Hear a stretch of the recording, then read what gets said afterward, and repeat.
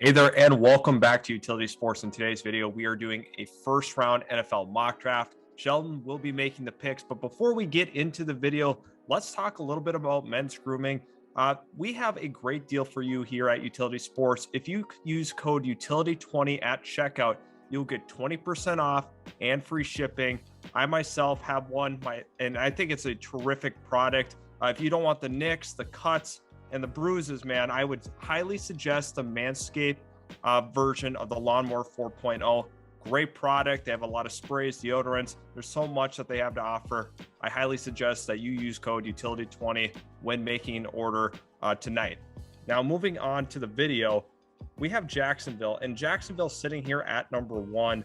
And this is a team that's got a lot of needs. Clearly, this team has a lot of issues from the whole Urban Meyer era. Trent Baalke has been retained, so it looks like they're probably going to make some questionable decisions down the stretch here. But Sheldon, tell me, what are you considering at number 1? Well, number 1 here, bringing in Doug Peterson, they already fixed the biggest issue with this team, which of course, you know best, Austin, was the coaching. So I think Doug Peterson's going to fix this culture. He's going to fix Trevor Lawrence. He's going to make him look like the generational prospect we saw him be under Dabo Swinney there in Clemson. And the best way to do that, to me, is going with an offensive tackle first overall, and that's going to be Evan Neal here out of Alabama. We've seen him play right tackle. We've seen him play left tackle. He's versatile. He's athletic. And he's really what you're looking for a franchise tackle. Now, I know taking a tackle first overall, maybe not the most luxurious thing. If this was a stronger quarterback class, perhaps you'd want to see a team move up with Jacksonville. I just don't necessarily see that being the case this year. Probably not going to be a lot of movement, especially for pick 1, in my opinion. So I think they have to stick here, go with the best player available to them that's going to help them long-term. And for me, that is Evan Neal. Evan Neal is a terrific pick for Jacksonville with that first overall selection. Now, moving on to number 2, this is a big position for the Detroit Lions to be in, a pivotal turning point for this franchise. There's a lot of things that you can't consider with the selection. They definitely need some front 7 help. Obviously, the quarterback situation is a huge question mark. In the secondary, there's some issues. Sheldon, what do you like here for Detroit? You mentioned the quarterback spot. They do have 2 first-round picks this year, also 2 first-round picks next year. With this class, like I had just talked about after pick 1, I just don't see them going quarterback here. So what I think they're going to do is look at Ann Arbor. They're going to go with the guy that they've seen play more than any other NFL team, and that's Aiden Hutchinson. Their scouting, of course, is going to have a huge advantage. They probably watched him way more. They are probably going to have an easier time getting him in the building. And also, just looking at his production, it makes sense here. He's a top 3 level player in this year's class. You get him 2nd overall. It's a need for that front 7. And he's going to really help transform what Detroit Lions football looks like. They need to get after the quarterback much more frequently. Aiden Hutchinson, easily the best player this past year in college, in my opinion, consistently getting to the quarterback. I think he's going to be a phenomenal fit with Dan Campbell. He's kind of got that same MO to him in his personality and character traits, and I think he's going to be a really good pickup for the Lions. I think with the high motor there, that fits exactly what Dan Campbell is looking for in a prospect. Now, number 3 overall, we have the Houston Texans. The Houston Texans, once again, are in a transitional phase. One of the worst rosters in the league right now. However, they can make some huge strides with a potential Deshaun Watson trade, and also this number 3 pick being a foundational piece for their team. There's different directions they can go. They can look offensive line. They can look at that edge spot. What do you have a preference on? Right now, there's a ton of questions. If I'm the Houston Texans, I don't know what I'm going to do with Deshaun Watson yet. I don't know really what the market looks like for him. But what you have to consider is the best pick for the long-term duration of this franchise. If you're the GM there, you've got a longer-term contract, you're going to be saying to yourself, how do I try and build this thing up correctly and not really try and push my chips all in right now? And for me, it's taking a long-term approach and going offensive line here, 3rd overall. I'm going to go with Ike Ekwonu out of NC State. He's really good in the run. And anything I know about the Houston Texans, last year, they just could not run the football. They could not move the ball offensively. Davis Mills played fairly well in his rookie year. You try and give him a little bit more protection up front and someone who can also help balance this offense in the run game. With a guy like Ike Ekwonu, I'd also like to look for them on day 2 to probably go with a running back to pair with this selection. But for me, for Houston, you have to improve the offensive front. Whether you keep Laramie Tunsil or not, you trade Deshaun Watson, bring in more assets, and really build this thing from the ground up. At number 4, we have the New York Jets. And for the New York Jets, Robert Saleh has got to make some improvements heading into next year. Zach Wilson down the stretch definitely showed a little bit of potential flash, what we saw at BYU. But now they got to make some other home run picks here. When you look at Joe Douglas and what he's done a pretty good job building up the trenches. Do you see that being a potential direction with pick 4? It will be. And Robert Salt actually was on the phone today in a local New York radio call, and one of the Jets fans asked him about potentially addressing the defensive line in the draft, and he said that's going to be one of the top concerns for the New York Jets. And they also even mentioned Kyle Hamilton to him and said that, if you want the secondary to play better, you have to look at the defensive line. So that's what I have him going with here. Kayvon Thibodeau. I know some people aren't in love with him in the top 5 here, especially when you consider some of the things he said as well in interviews, his concern about, building his own brand and becoming rich and famous more so than winning. But at the end of the day, the talent's still there. Okay. He's one of the best players in this year's class when he plays, and he's going to be extremely productive at the NFL level, whether he wants to win or not. He's going to go out there, and if he wants to get that bread, if he wants to get a huge contract, he has to perform, and I think he will for the New York Jets. Yeah, the New York Jets would be very wise to select Thibodeau here at this selection. I know people have those outside concerns. However, at the end of the day, they got to go out and play football, and he does it at a very high level. Now at number 5, we have the New York Giants. New York Giants here, they're in a really good position with their draft picks. They can, put a lot around Daniel Jones with their next 2 selections, or they can look to that defensive side of the ball. Maybe you split. Sheldon, what do you want to do here at number 5? Here for the Giants at 5, there's a few different things you have to consider. I'm looking specifically at GM Joe Schoen, their new hire, and then also head coach Brian Daboll. They have a draft history. With the Buffalo Bills, they drafted athleticism and they drafted smart football players. So here, 5th overall, I'm going with a guy who's been a real riser, Bernard Ryman out of Western Michigan. He fits the bill for athleticism. He's that exact profile that I think GM Joe Schoen is going to be looking for. Austin, you know it better than anyone watching this guy. He played tight end for a little bit in his football career. He's relatively new to football, but has shown some real talent and flashes of potential as well in his time at Western Michigan. I think he's someone who's going to translate very well to the NFL. He's able to finish plays in the run game. And I also think he's athletic enough and agile enough to be a really good pass protecting tackle as well. Daniel Jones, I don't think the future there is very bright for him with the Giants. Of course, there's some rumors that they're not going to take his 5th-year option. But with that, I still think they have to address the offensive front first and then try and find the quarterback later. You have to love the absolute upside that Ryman brings, just considering he's played the game so short a time and he was so good in that time just playing football, especially at the college level. It's very tough to pick up the game and play at such a high level, and he did that. So the long-term upside is definitely there once he's able to technically figure it out. I think the future, the ceiling for him is very, very high considering that athleticism and his overall build. Now at number 6, we have the Carolina Panthers. Ton of questions on this football team. A lot of it, you stare directly at the quarterback position. Sam Darnold did not work out for this team. They made a bold trade. It didn't work out. Do you think they're going to try to right the wrong at the QB position, or do you think they're going to look elsewhere?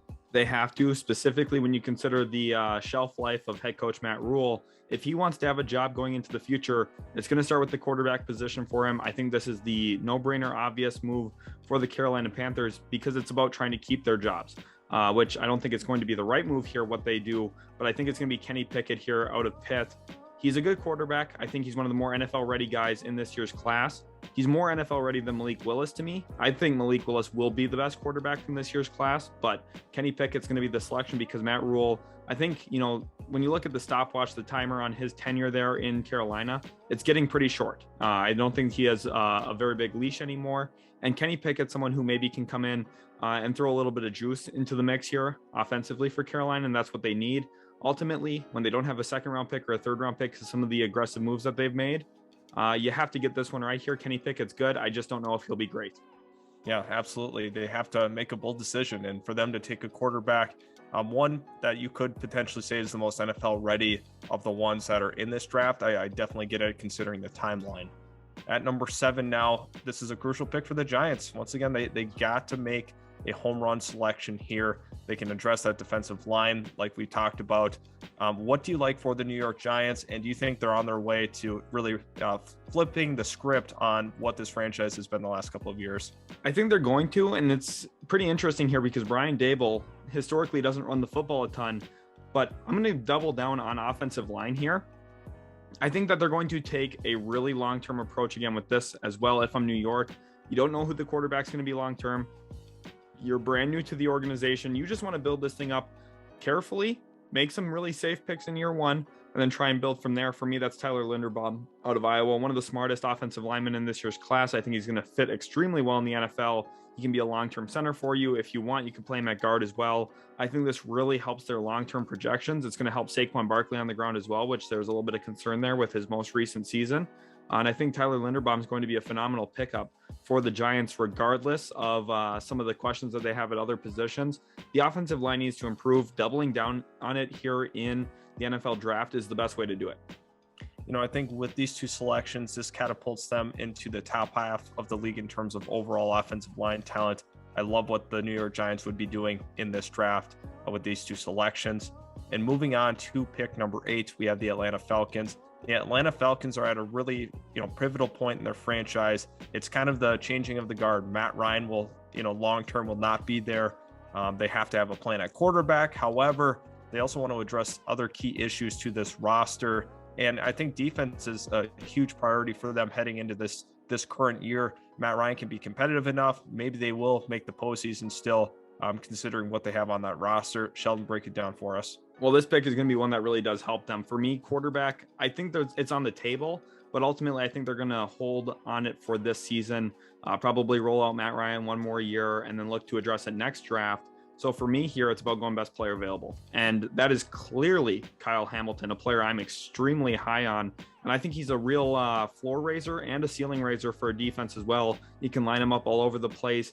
He's one of those few rare guys that you can play at deep safety, and he's going to make plays around the line of scrimmage. He has that good of instincts. He has that good of burst.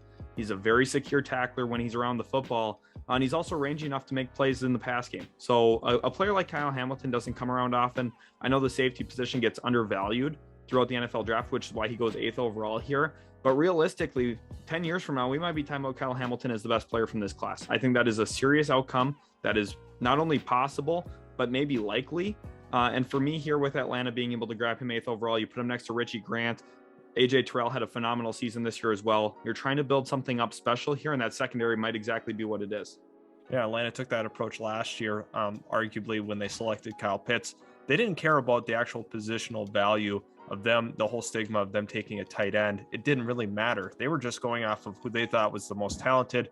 Clearly, that ended up working out for them. And then this time around, I think they definitely get it right by selecting Kyle Hamilton. Now, pick number 9, we have the Denver Broncos. Denver Broncos are in a definite change. Obviously, you have a new head coach in Nathaniel Hackett. We don't know what's going to happen at the quarterback position. Defensively, they had been building it up under Vic Fangio, but does that philosophy change now with an offensive-minded coach? Again, the quarterback class here is kind of dictating how this board's falling. If there was a quarterback here, I think Atlanta would have taken one. I think Denver would probably take one. But I'm just not sold here that I think any of these teams are going to be like, oh, this is our guy. This is the guy we need to take. So it's about getting talent on defense, especially in this year's class along the defensive line. David Ajabo here from Michigan, someone I am really high on as well. His athleticism is rare to find off the edge, and I really like what he can be at Michigan. He's someone who had a lot of exposure from NFL scouts as well, because you look at his counterpart there in Michigan, Aiden Hutchinson, a ton of NFL scouts were watching him week in, week out for Michigan. And I think David Ajabo is someone who flashed on the tape as well when they're watching him because of his ability to burst off the edge. When he gets to the quarterback, he strips the ball up. He is pretty much everything you want from a speed rush standpoint. And with the Broncos opening up that need for them, especially considering the trade of Von Miller, I think this is a perfect landing spot. Yeah, Bradley Chubb, David Ajabo will be a nice tandem for years to come. And now at number 10. Number 10, we have the New York Jets, and the New York Jets are going to definitely try to build off of their last pick at Thibodeau. Moving forward here, do you think they could potentially look on that offensive line? You also could consider a wide receiver at this point, maybe in the secondary. A lot of talented players still on the board. Sheldon, what do you like for them? I do like the idea of going wide receiver, and if I was steering the ship, I'd probably look cornerback or wideout, but I'm not. Joe Douglas is, and you have to take into account some of his draft history. He's done a really good job building up this offensive line, but to me, it's clear that there's still a couple flaws here. I think the interior of the offensive line needs to get better. Joe Douglas is going to point that out as a need as well, and it's going to be all about the trench play here for the Jets. One more draft, and with this pick, they're going to go with Kenyon Green out of Texas A&M. I know it's really high for a guard. Didn't scare him last year, though, when he traded up for Elijah Vera Tucker, and Kenyon Green's of the similar build. He's athletic, can get onto the second level. Jets fans, if you like Elijah Vera Tucker, you're going to like Kenyon Green as well. He's going to be really, really good in the pull game.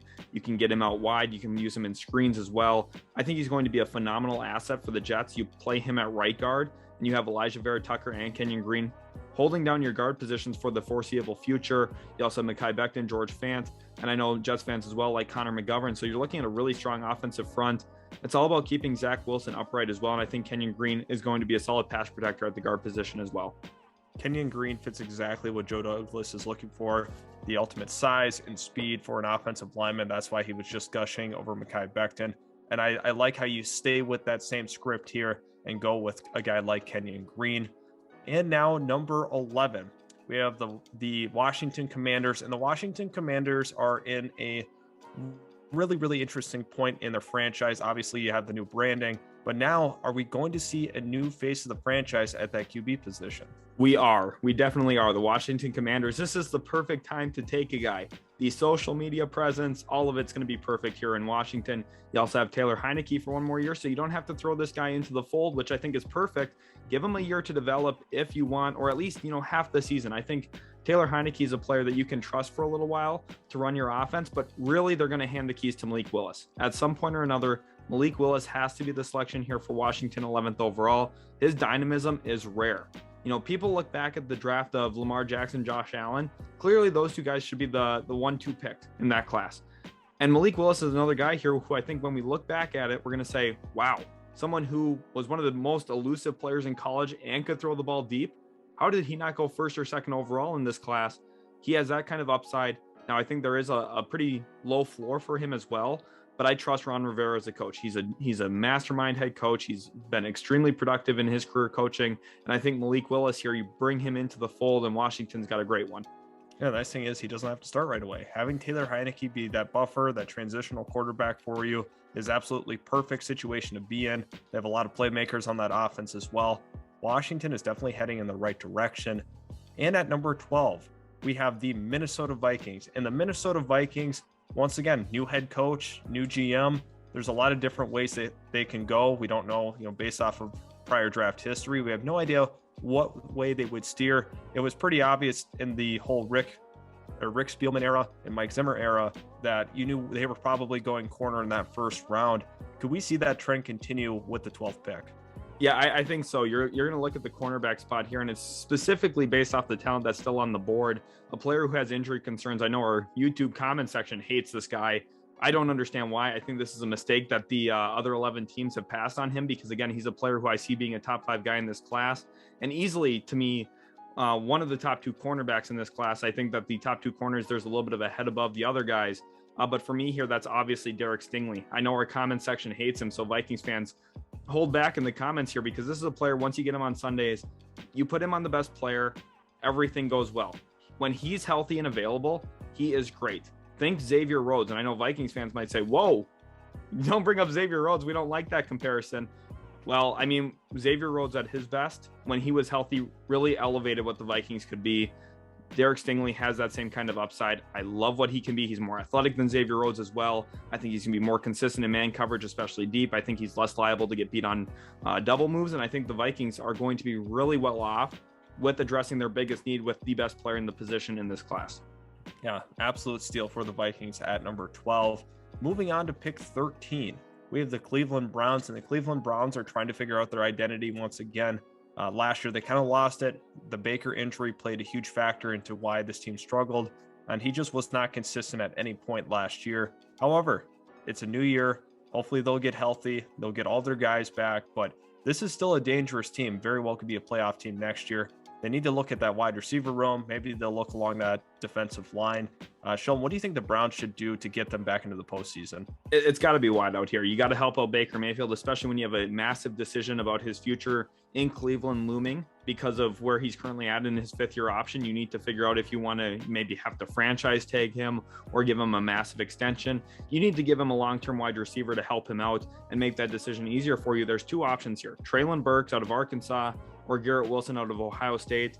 In this mock, it's difficult. I opted for Treylon Burks, and my reasoning is because he reminds me a lot of A.J. Brown from Tennessee. And I think that there's a real talent here of getting him the ball and making the game easier for Baker Mayfield, which is something I think he's really missing. I know Jarvis Landry is a really good route runner, but I think Treylon Burks makes the game easier because he's going to be able to rack up yards after the catch. And I think that's something that Cleveland needs to add a little bit more dynamism into their offense.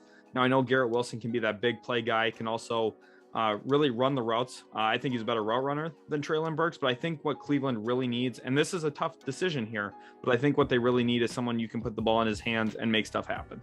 Absolutely. He's going to be that guy for Cleveland, and also could be a true red zone threat, something else that they're missing at that wide receiver spot. Now looking at number 14, we have the Baltimore Ravens, another team that very well could see the postseason next year. They had a ton of injuries, and they were very close this year. But the Baltimore Ravens are not far off. Once they get healthy and once they add whoever this pick's going to be, it's going to be a really dangerous team heading into next season. Sheldon, I know you're probably considering along that offensive line, defensive line. What other spots of concern do you have with this Ravens team? Had Derek Stingley been available here, I think he would have been the selection for Baltimore, but of course he's off the board. So like you said, it's about the trenches. With already how many offensive linemen have gone off the board here, I'm going to go to defense, and it's a player who slid a little bit in this mock draft, and that's George Karlaftis here out of Purdue. He's basically just built like a Baltimore Raven. When you think Baltimore Ravens, you think a guy like George Karlaftis, going to be solid in the run game, and going to make a ton of plays there, but also can really use his hands in the pass rush, win with power, and I think he's going to be a very reliable player for you. I know last year they took Odafe away. I think those two guys are going to be a really good combination and pairing together because Away wins with speed. And you also look at Karlaftis, who uses power really well. I think those two guys give you enough dynamism along the defensive line to consistently win pass rush. And looking at that division, you know, Cleveland has a really strong offensive line. You need to have some really talented edge rushers to beat those guys. Pittsburgh right now, the question mark for them is their offensive line. So this gives you a higher advantage over them. And then you also look at Cincinnati there, of course, offensive line as well is a weak point for them right now. So you want to win in your division. I think getting an edge like Karlaftis is a good way to do it. Yeah, it's perfect for an in division when you look strength on strength with the Browns, or you can attack the weakness. Like you said, with Pittsburgh and Cincinnati, I think that's a phenomenal selection. At pick number 15, we have the Philadelphia Eagles. They got 3 picks to play with. And obviously there's a couple of areas of concern for them. You look along their defensive line with contract situations. You got the second units or second level, that defense, the linebackers, and then also corner and safety, a couple of other areas that they can improve for sure. Do you think this is going to be a defensive focus first round for them? Yeah, I think it has to be, especially with these first 2 picks here. Just, the fact that they have 3 first-round picks does give them flexibility.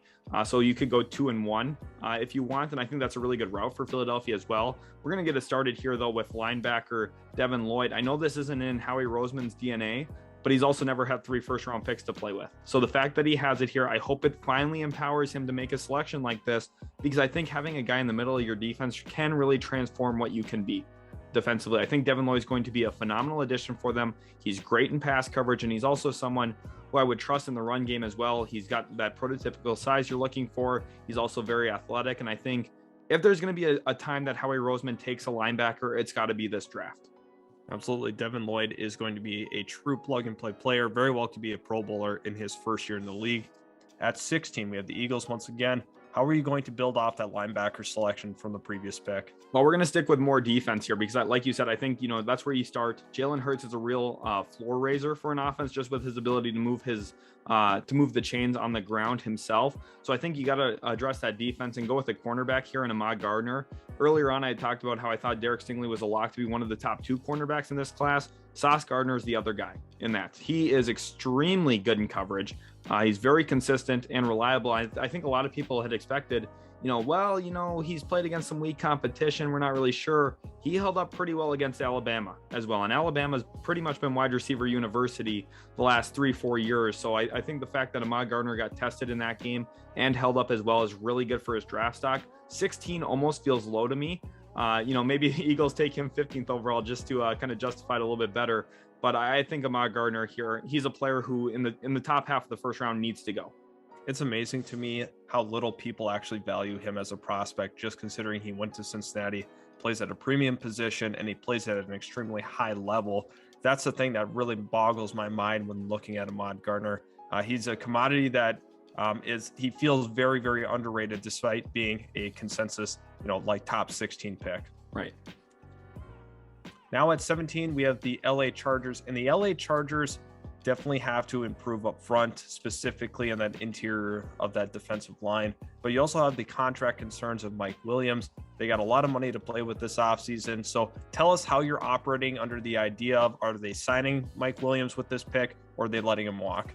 That's a great question. There's a ton that can unfold yet, which is why you guys have to be subscribed here, because the Chargers are one of the biggest mystery teams. They have a ton of cap space. They have some serious needs on that defense. And I also think that there's some points on offense that they could really improve over. I know we've been looking at wide receiver. I know we've been looking at interior defensive line. My guess is they address wideout, whether it's Mike Williams or not, in free agency. So here I'm going a little untraditional for what we've done. And I'm going offensive line here with Trevor Penning out of Northern Iowa. Storm Norton is unwatchable. Okay, he's probably one of the worst right tackles in the NFL when he had to play. I know they had Balaga. Injury-wise, I just don't know if I can rely on that. So you have to find a right tackle for the future. And Penning Austin, I know he's a guy you really like. I think he's going to fit in really well in LA there.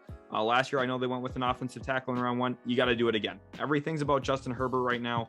Put together the pieces around him. Keep him protected. He's going to elevate the wide receivers. And you've got a pretty solid defense there as well.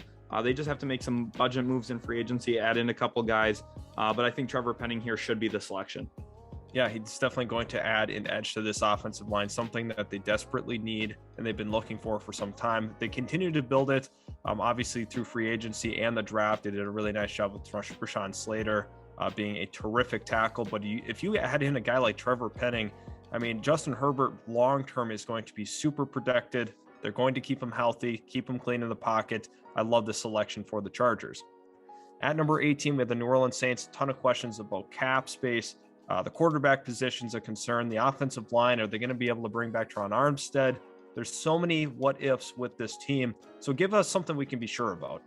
That's the thing. There's not a ton of security here if you're New Orleans, because I know a lot of people are saying, well, they got to find a quarterback. You got to find offensive line. You got to find wide receiver. They have a lot of questions. For me, I'm going to go with a guy who I feel like you can build around. And when the Saints have been at their best, they've been able to protect their quarterback. For me, I'm going with Charles Cross here out of Mississippi State, a really strong pass protector, a guy I considered for the most previous pick with the Los Angeles Chargers. I think he makes a ton of sense here. You're going to keep Ramczyk over at right tackle, bring in Charles Cross, hope he can develop to be your long-term left tackle. And then you're going to try and keep your quarterback safe, whoever it is.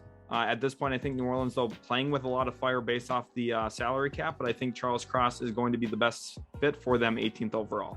Yeah, great selection. They definitely need to address that tackle situation, especially since they probably can't afford to bring back Armstead. At number 19 now. 19 is a crucial position for the Philadelphia Eagles because, once again, this is their third first-round pick.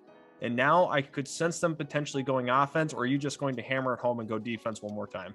You know, here, I would love to go defense one more time. It would be absolutely scary if they could bring in a really good edge at this spot. But based on who slid a little bit in my mock, I think it just makes too much sense here. You have to go with him, Garrett Wilson out of Ohio State. I know he's a player who I think should be a top 15 pick, but I have him going 19th here just because of some teams who are offensive line needy or maybe a little defense needy. Garrett Wilson's going to be a great pickup here for Philadelphia. Last year, they were able to grab Devonta Smith. Now they get Garrett Wilson. This is phenomenal here for Philly because you have a 1 and 2 wide receiver now. You give Jalen Hurts exactly what he's looking for, someone who I think is a little bit more dynamic as a route runner. And if you really need to make a play, throw him the football, he'll come down with it. Yeah, Garrett Wilson is a terrific playmaker, a guy that can do a lot in space, terrific route runner, great release. He's almost a total package as a wide receiver. Philadelphia is going to be scary if they get their hands on this guy. Now at number 20, we have the Pittsburgh Steelers. Huge questions about their offensive line, huge question at the quarterback position. And I think that they're really actually going to have to sit here and think about this for a long time because obviously they don't have a long-term plan at the QB spot. Maybe they leverage a trade for a veteran. However, if they aren't able to do that, it puts a lot of pressure on them in this organization to make a key decision at that QB spot in the draft. Yeah, they definitely have to. And I think this is a pick that is going to get floated around in the trade market a lot for a veteran quarterback. They're going to try and find a way to address this. Ultimately, though, I'm not exactly sure who that's going to be, especially if the Packers are playing hard to get with Aaron Rodgers. So for me here, 20th overall, the Steelers, I'm just not buying the Mason Rudolph stuff. They're not going to roll into next year with Mason Rudolph being their QB1. I just don't see it. They're going to go with a guy like Matt Corral out of Ole Miss. He can manage a game. He's really cut back on his turnovers, and he's also someone who throws the ball with velocity and zip. I think he's going to help Deontay Johnson a lot. And I think he's going to be able to utilize a guy like Najee Harris out of the backfield as well. Maybe not someone who's going to be an ultimate ceiling raiser, but I think he keeps your team's floor fairly high by playing mistake-free football. Yeah, and obviously with the injury, that pushes him down the board a little bit. He had been sitting in anywhere from that 10 to 15 range in our previous mocks, but now with the injury, it's definitely going to push him down on some team sports for sure. Now at number 21, we have the New England Patriots. The New England Patriots were much better than we had expected them to be last year. They took some tremendous strides. Mac Jones looks like he's that quarterback of the future for this team.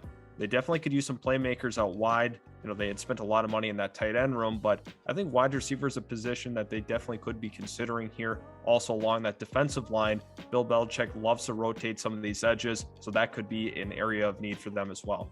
It is. I think there's a lot of different ways New England could look.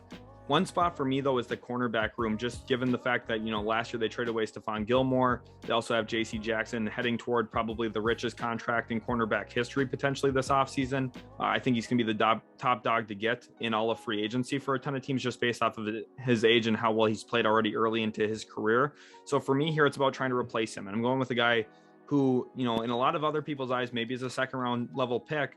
But Darian Kendrick here, he's about winning. Everywhere he's gone, he's won. He's been a huge part of every single defense, typically covers the best player, and he's been extremely productive in it. I know this past year in man coverage had 4 interceptions and 0 touchdowns allowed, and I think New England would really lean on him quickly into his NFL career. New England does a great job developing cornerbacks, but I think if they were able to get a guy with his length and also his skill set and what he's already shown in his collegiate career, early on, I think he could be really special for New England. I see Darian Kendrick as being a phenomenal pickup here for the Patriots. Historically speaking, Bill Belichick puts a ton of pressure on his cornerbacks, a lot of times leaving them out on an island. And I think that's exactly, if you're going to be selecting a corner here, you have to make sure that they are excellent in man coverage. That's exactly what Darian Kendrick is. I love the selection for New England. At number 22, we have the Las Vegas Raiders, and the Raiders are once again going through a regime change, new GM, new head coach. A lot of different things are going to change. Josh McDaniels gets his second crack at this head coaching thing. What do you think that they're really looking to prioritize? There's a ton here. I think what Vegas really needs is a true playmaker. I know Hunter Renfrow had a great season this year, and I'm not saying that he's not a really good wideout. I think he's going to have a good success story in the NFL. I think he's going to continue to be productive, but I'm talking about a guy who can really stretch the field and be used as a true weapon consistently. And for me, that's going to be Chris Olave here out of Ohio State. I think he's the perfect fit into the trio then of Chris Olave, Darren Waller, and Hunter Renfrow, because he can stretch the field for those other two guys, and I think he makes life a lot easier for Vegas. Specifically, when you look at the need here for wideout, they've been trying to address it for the last half decade with guys like Antonio Brown, Tyrell Williams, Henry Ruggs, of course, as well. All 3 of those guys did not work out in Las Vegas. Chris Olave, he will. He's a player last year where we thought he was going to be a first-round pick last year as a junior. Came back, didn't really improve too much his senior year, but I think really cemented himself as a first-round level player by just having another really good season. And in Vegas, I think it's a perfect landing spot. Yeah, I think Chris Olave is going to fit in very nicely, and a guy that every time he touches the ball, seemingly it's for a score. This guy knows how to get open consistently, knows how to feel out zones. Love that for the Las Vegas Raiders. Now at number 23, we have the Arizona Cardinals. A lot of questions surrounding Kyler Murray, what his future is. However, we're still going to be operating under the idea that he is still there. Now we look at what this team is and what they're competing in. It's, arguably the toughest division in football out in that NFC West, a lot of competitive teams. What can they do to separate themselves this year compared to, some of the issues they had last year? Well, it's all about coverage. You got to get better in the secondary. I know a lot of people say, well, it's all about the defensive line to improve your secondary. Sometimes just having good players in the secondary helps your secondary. I know that sounds a little crazy to think, but I just think it's the reality. And a guy like Andrew Booth Jr., who with Darian Kendrick transferring out, his production, his level of play really stepped up. And I think that's going to be huge here for Arizona if they can bring a guy like him in. Think about that division. Robert Woods, Odell Beckham Jr., I'm assuming he'll be back with the Rams. Of course, with his ACL, probably won't see him early on next season. Cooper Kupp as well, of course, got to name the Triple Crown wide receiver. That division, DK Metcalf as well. There's so much talent at the wide receiver spot. I'm missing some names in there as well. But Arizona, they need cornerback play. Andrew Booth Jr. brings it. He can play on the perimeter. And I think that's going to be huge, putting him next to Byron Murphy. Yeah, and you get to replace Robert Alford. I know a lot of Cardinal fans will be happy to hear that. Moving on to number 24. Now, 24 is the Dallas Cowboys, and the Dallas Cowboys, I don't think this pick is super clear on what they want to do. A lot of people were not really anticipating Micah Parsons last year being the selection. Shocked a couple of people, but that ended up being an A-plus level move. Terrific job by that front office, selecting the best guy available. Now, if you're Dallas again, do you look defense? I think, there are some things on the table. Definitely looking along that defensive line or maybe even that linebacker room once again, because cap-wise, they're looking to cut some corners. Right. There are a few positions of need here. Even with Michael Gallup headed toward free agency, you could consider a wideout here with how strong this class is. You could look at along the defensive line, like you mentioned, linebacker. I think cornerback would make some sense as well. But what we do know is Jerry Jones likes certain players. And when a certain player falls to him, he doesn't think twice about fit. He doesn't think twice about positional need. What he does is he takes a good player. And he's going to do that here with Nakobe Dean out of Georgia. He's too good to pass up on. I know it's a little clunky because they took Micah Parsons last year, who plays along the edge, also plays at linebacker. Nakobe Dean is just too talented. He was the center part of what Georgia was this past season.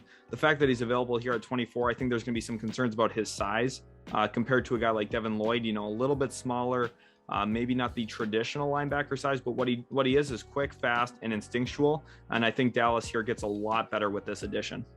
Absolutely. I definitely talk about the size. That has been a concern. But I think Dallas, a lot of times they don't care. They are just going to take arguably the best player available that they feel in their minds. And like you said, it doesn't matter about fit for them every time. But, definitely contract-wise, this will put them in a little bit better of a leverage situation in terms of maybe making some costing saves. At number 25, we have the Buffalo Bills. And the Buffalo Bills are one of the premier teams in the AFC. There's a couple of areas they can improve. Surprisingly, they might look at that wide receiver room. You could look potentially in that corner room as well. Those have been two popular ones for us. Do you keep along that same trend? This is an interesting spot here because Buffalo was the number one ranked defense all year long. Didn't really give up a ton of yards, didn't give up a ton of points. So it's hard to say, well, they need defensive help, but I do think cornerback is a legitimate concern long-term. I also think wide receiver could make some sense, but then again, their last game, Gabriel Davis had 4 touchdowns. So maybe they feel, hey, we've got our guy with Gabriel Davis and Stephon Diggs. Maybe we don't need to touch wide out. I think running back could make some sense, but I know that they like their combination there as well. So I'm going with a development piece here. A guy in Daniel Falele out of the University of Minnesota. He's huge. He's massive. He can block in the run game. I've got some questions about how well he's going to hold up in pass protection, but I think the long-term upside is so immense here that Buffalo, who does have a track record of drafting based off physicals and projectable abilities, if they feel like they can develop this kid, taking him 25th overall, give him a little bit of time to develop, he becomes a massive piece for this offense. Yeah, this is one of those high ceiling prospects. Also could have a very, very low floor, but Buffalo doesn't always care. They are looking for athletes. They're looking for guys that they can develop. Josh Allen was one of those examples where they didn't really care exactly what they saw on tape. They were going for the physical projectable traits that they do have. At number 26, we have the Tennessee Titans. Definitely a team that continued to, exceed expectations despite the Derrick Henry injury. This team definitely could be looking at that edge spot, in my opinion. I think there is a legitimate concern that Harold Landry might leave because of how great of a season he had. He's absolutely going to get paid by probably a team that has quite a bit of cap space. So that is an opening for them. They also could potentially look at that wide receiver room. What's your thoughts on the Tennessee Titans selection? I mean, you nailed it with some of those thoughts there on some of those positional needs and everything. Here for Tennessee, what I'm specifically looking at a guy who's fallen a little bit, and you can move him around. DeMarvin Leal out of Texas A&M, played a little bit of edge, can play along the interior defensive line. I know Jeffrey Simmons is huge for them. And this kind of reminds me of that. Of course, Jeffrey Simmons fell because of an injury. DeMarvin Leal, not quite the same case here, but has had some off the field issues. Tennessee, they can identify and recognize talent when it's there. DeMarvin Leal is an extremely talented football player, and he's going to be a big time playmaker for them along that defensive front. Tennessee just got scarier. And I think a lot of other teams should be a little nervous about seeing DeMarvin Leal in Tennessee Titans blue. Yeah, Mike Vrabel loves guys that are physical at the line of scrimmage, and that's what they've been really trying to mirror this team as, a team that's super strong with that front seven, and this is just the latest example of them getting even tougher up front. At number 27, we have the Tampa Bay Buccaneers. Ali Marpet retired. Tom Brady retired. There's some big holes along this offense. However, there's also some issues on the defense that they might want to address with free agency coming up. They're definitely going to be losing some key contributors to this team. Where do you even begin with the Tampa Bay Buccaneers? In a matter of about 3 weeks, I went from feeling great about Tampa Bay to a little pessimistic for next season, just because, of course, Tom Brady retiring is the big one, but then also losing Ali Marpet. There's a ton of contractual concerns with this team. I'm a little up in the air. For me with Tampa Bay here, I'm going to go with a guy who has serious high dynamism potential, someone who could really raise the ceiling of a team and also raise the floor of the team by being a go-to playmaker. And that's Jameson Williams. He's dealing with an injury, but for me, when you have Kyle Trask as your quarterback going into next season, you got to give him some weapons, especially with the impending free agency of Chris Godwin, who also is out with an injury right now. I think Jameson Williams is a perfect fit next to Mike Evans as well. Get him the ball. There's danger that he could house it anytime he touches it. And I think that a team like Tampa Bay right now, who's going to be undergoing some changes, you need to put a dynamic threat on their roster to help that out. Yeah, absolutely. Jameson Williams is going to be an absolute burner for this team. Definitely a guy that can, really outplay his draft position, just considering his injury pushed him way down the board. At number 28, we have the Green Bay Packers. Once again, every single mock draft we do, we talk about Aaron Rodgers, but it must be stated once again, we don't know the future of him. He said, recently that there will be a decision made within the next couple of weeks. So it'll be a little more clear what they're trying to do, but operating under the idea, with where we're at, Sheldon, what do you think is going to happen and where are they going? I think Jordan Love gets traded. I think Aaron Rodgers stays in Green Bay, which is interesting, of course. And then looking at it here, when you're considering what's going on with the Green Bay Packers, for me, I'm going to go ahead and look at a guy like Drake London. Not only are you going to try and keep Aaron Rodgers around, but you're going to also try and help him. And a player like Drake London, who at USC has been a real big-time volume player. You've also got question marks about Devontae Adams. My guess is if Aaron Rodgers is back, so is Devontae Adams, and the Packers add another dynamic wide receiver to that room as well. Someone who can come back, catch the football on a ton of curl and hitch routes, which is one of the most important routes to be able to run at the NFL level.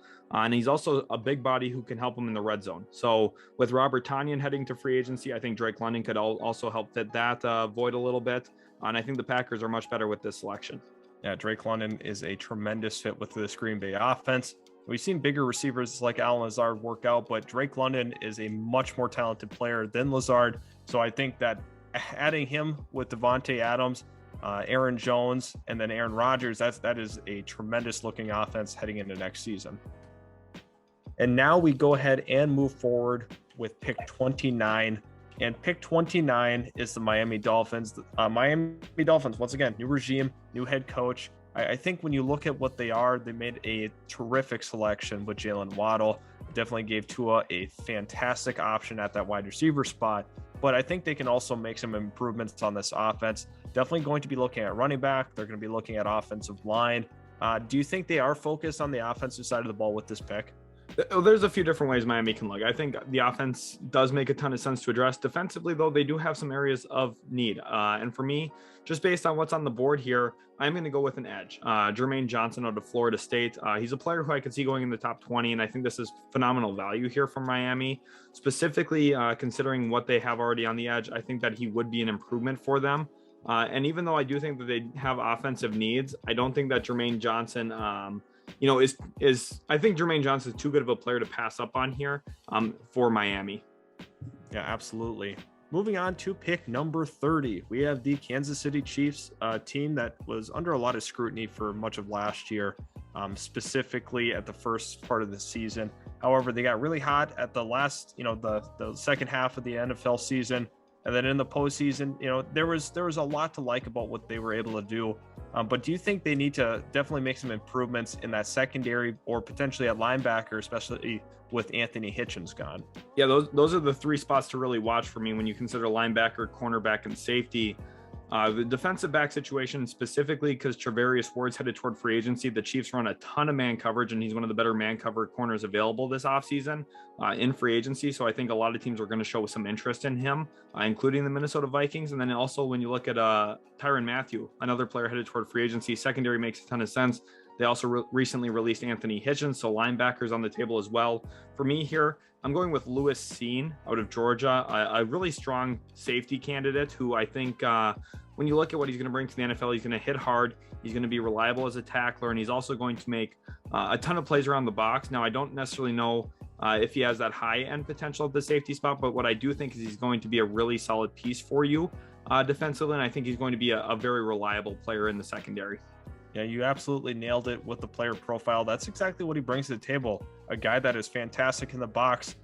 He's a decent coverage safety. However, he's not one of those guys that's going to consistently take away the ball through the air, but he is the model of consistency when it comes to making those sure tackle plays and just being at the right place at the right time.